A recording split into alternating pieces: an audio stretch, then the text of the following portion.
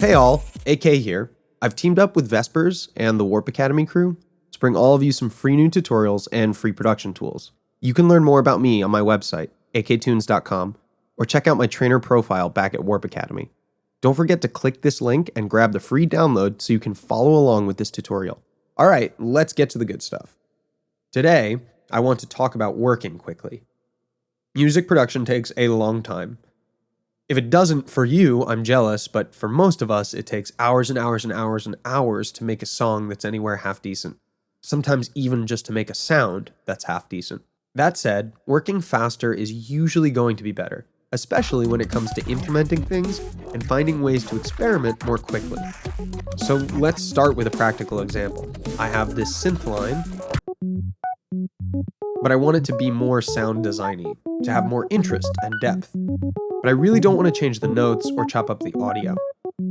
This means it might be a good decision to explore using a chain of audio effects to process this loop and make it more interesting. Maybe even to use some automation which changes these parameters over time. What one might normally do is go for a filter, maybe add some slight movement, and then maybe go for some distortion and spend time dialing it in.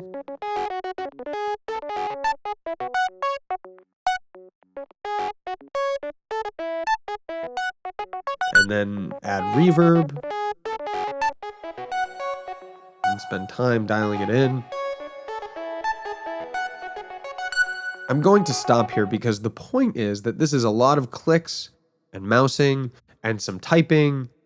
It's especially a pain if you want to do on-the-fly trial and error. Depending on how fast your CPU is, adding new devices and then searching the library or removing unwanted devices or changing the order usually isn't that snappy. So as an alternative to this, I made my own little sound design rack with the intention of speeding up workflow whilst preserving my ability to get different results every time. So of course, you can download the rack I'm using here and use it in your own productions, but I highly recommend you make your own from scratch that reflects the way that you like to process audio.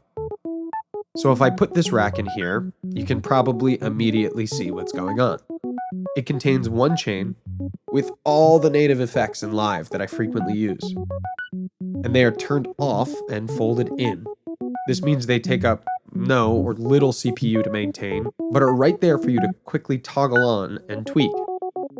So it doesn't save you all the work, but it does let you spend time thinking about the effects themselves and makes the process of dialing in the whole effect chain a bit more seamless, because you can not worry about the browser or typing or deleting.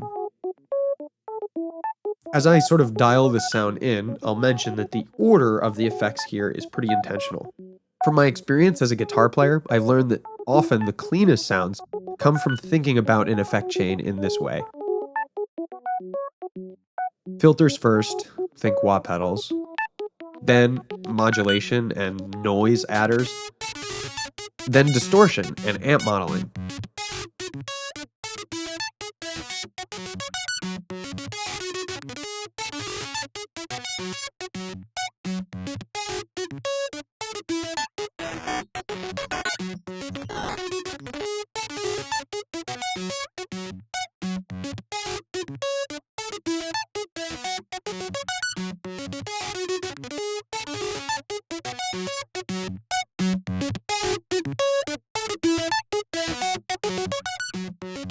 Then delay, if you're going to use it, then reverb, then any additional modulation,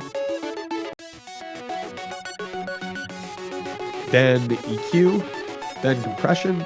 But this is just for the initial preset. Once you drop this rack in, you can freely move around the effect order, which is nice. What's more is that you can pretty easily and freely automate parameters in arrangement mode to make this into more of a glitch style rack, which brings certain effects in and out at certain times.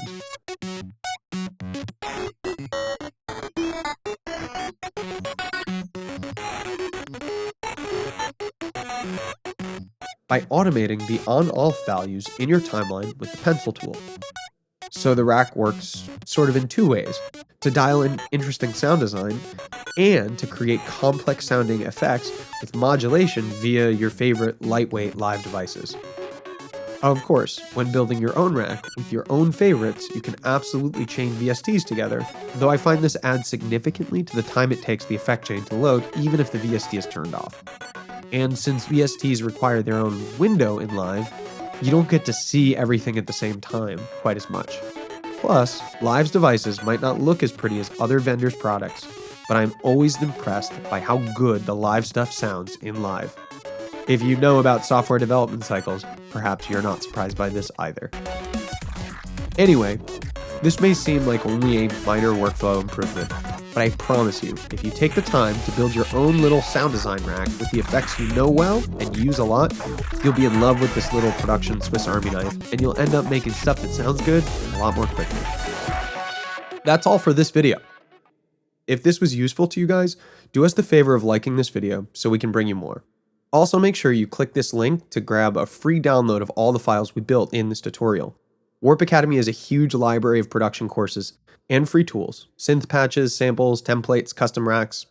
It's an amazing resource for you to level up your production skills and find your chops with legit quality stuff. So come join us back at the site and stay tuned for more freebies.